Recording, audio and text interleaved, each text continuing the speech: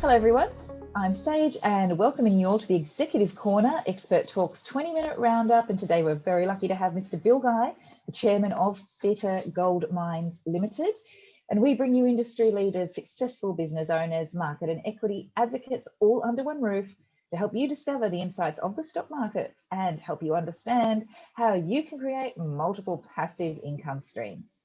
So in today's show, we are very lucky, as I mentioned before, to have Mr. Bill Guy with us, who is the chairman of Theta Gold Mines Limited. So to give you some background, Mr. Guy is a professional mining executive and geologist with over 25 years experience in exploration and resource development in Asia, Australia and Europe, and now even South Africa.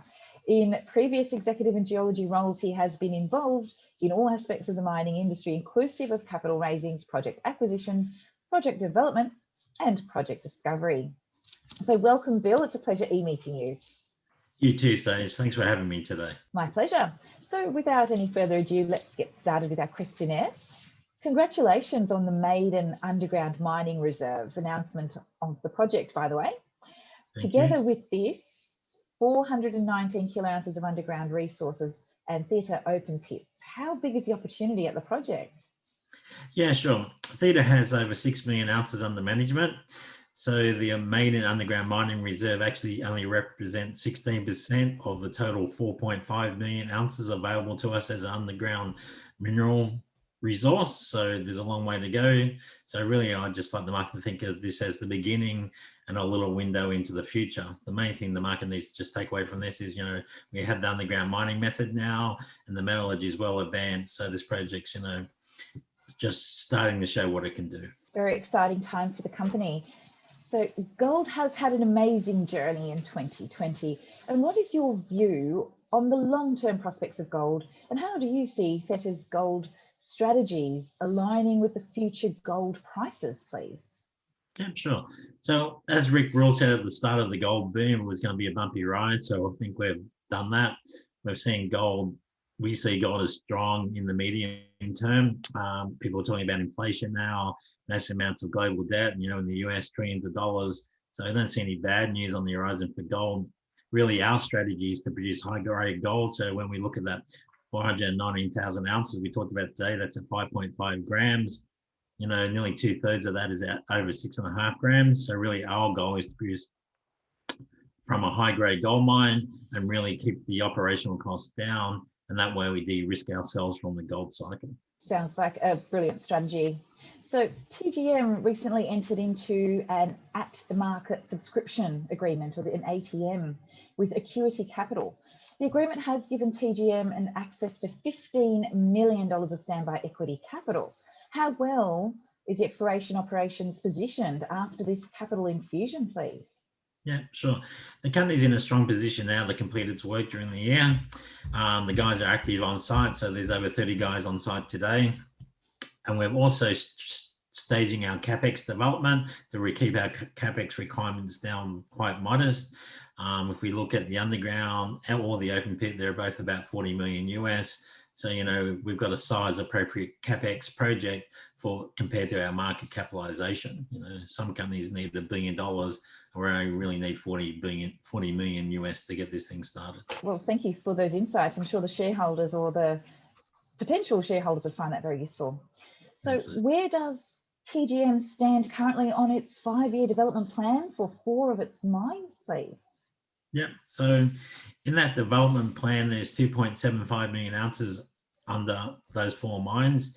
But later this month, our new CEO, Mitford Mundell, is going to be presenting a strategy. Mitford was brought in by the board to optimize the projects because the largest number of projects under management here, and we want to just make sure we're getting the best result for the shareholders.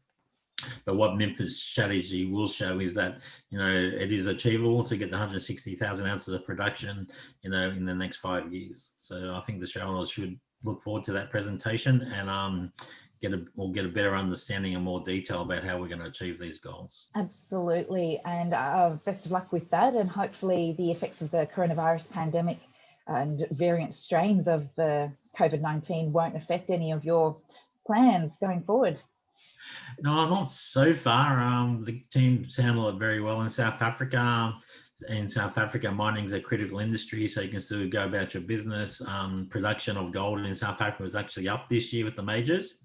2018, it was pretty much #7 gold producer in the world, so it produces an amazing amount of gold in this country. Fantastic news. On to the next question. How soon can we expect the commercial gold production from the stage 1 of MR83 prospect, please? Yeah, sure. So the team is currently de-risking the project and going through the development stages through probably all the way through the 2021. Really, we sort of are expecting first gold production late 2022. That'll come out in Midford's new strategy going forward. And how he brings it all together. So there might be some changes. The shareholders, things might be a little bit different than expected, but what idea is, like we said, is to optimize the strategy for the benefit of all shareholders. Excellent. Sounds like a brilliant strategy. So the ore reserve of MR83 has been lowered from the earlier estimates. Does this impact the productivity of the project in any way? Yeah, what you have to remember, this was a very narrow focus for this PFS, was just about seeing what the underground mining reserves can do.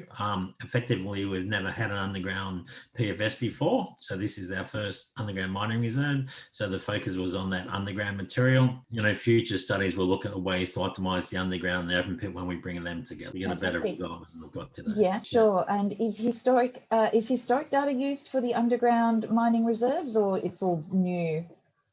Yeah, it's a combination of all that. So there's been a lot of metallurgy and sampling has been completed. There is a lot of historical data in this field. We have over 100,000 sort of underground data points.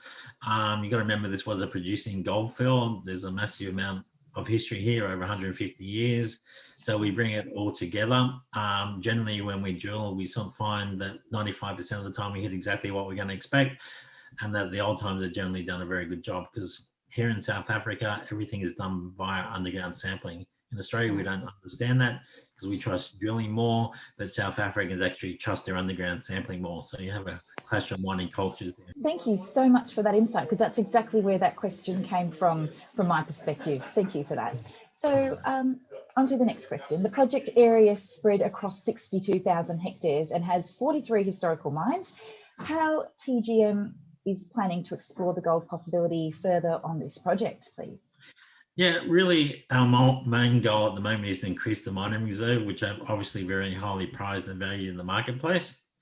And really, we've got 40 historical mine sites here that need further exploration. All our historical documentation indicates they have got potential, and we expect them to contribute to expanding our resource base. But in real terms, we want to concentrate on converting this large inferred resource, more of that, into a mining reserve. Just gets better value for the shareholders and reduces the risk, removing that pure exploration play. Fantastic. And I believe the company's in a trading halt at the moment due to the news of the new mining reserve. Is that correct?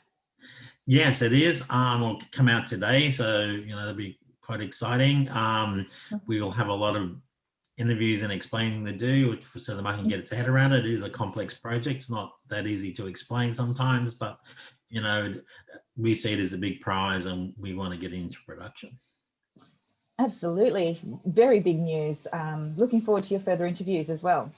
So being in a premier gold jurisdiction such as South Africa, with all the required infrastructure in place, what kind of AISC can we expect from the project, please? Yeah, sure. Our all-in sustaining costs will be around $900 US for the underground, but we know when we get, the plant is actually full, when we get into sort of year 3 and 4, we note that all-in sustaining cost actually goes down to $800 US. So really the idea is to bring more of those mining reserves online, put more into the plant, and push that all-in sustaining costs as down as those we can go into the future. Like I sort of said, this first feasibility is just a window and what can be achieved, and it's only the beginning, not the end. Excellent. Looking forward to see the progress on these plans. So would you like to share the short-term to mid-term plans of the company in more detail and how they are aligned to the long-term vision of the company, please? Yeah, sure. In the Mifford will be giving a lot more detail about this with his strategy document, but in general terms, we'll be doing a PFS on a project called Roofontein. Roofontein has about 240,000 ounces indicated, a sort of global resource about 800,000 ounces. So we expect to convert part of that into our mining reserve, that 240, because you can only convert indicated resources into a mining reserve. We've got 140,000 ounces of indicated resources just laying around on surface in terms of tailings. So we'll probably convert some of those as well. Then the guys will be completing their work and studies to bring it all together into one big package, so we can get a much better idea of the future. Very exciting times for your company, and I can feel your passion and your enthusiasm for these projects. So. Thank you, Sage. I actually quite like South Africa. I know some people don't, but I quite enjoy South Africa. I think it's got a bright future. It's a very young, modern, vibrant population. It has, pressure points, but it's got amazing infrastructure. Very interesting insights. Thank you for sharing them. And on to our final question. Is Theta Gold looking for or considering any other exploration projects to invest in? Okay, well, I guess at my heart, I am an explorationist, so we always look at projects. We get a lot of projects sent to us, to be honest. I think given the size of our market cap now, we could only really look at a very developed projects in terms of near-term production or producing.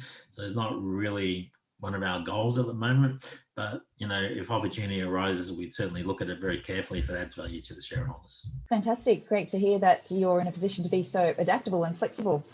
And that's all we have time for today. Did you want to add any closing notes to our audience at all? No, just thanks for everyone for listening today. I think with the maiden mining reserve, everyone just needs to see that as a window into what can be achieved in terms of the underground. 4.5 million ounces, there's 3.5 million ounces of inferred material that couldn't go into this study. So when you see those numbers, we just got to remember they'll grow and become multiples of what they are today. So that's quite exciting. I think the team's doing an excellent job down there. We've got a lot of ex-Harmony employees down there with Mifford and 𝐷𝐿, and they've got more of their friends have joined us. And, and these guys who actually are at the coalface see the potential of this ground. Excellent. Well, thank you. And audience, you heard that straight from the CEO, Bill Guy of Theta Mines, that they are on track for a huge couple of months, if not a few years. So keep an eye on this stock. And with that, it was an absolute pleasure to talk to you, Bill. Thank you again for your time today. Thanks for having me, Sage. And I'll sign off there. Watch this space for more. Until then, as we say, stay apprised and invest wise with 𝐊𝐶𝐞 𝐌𝐞𝐝.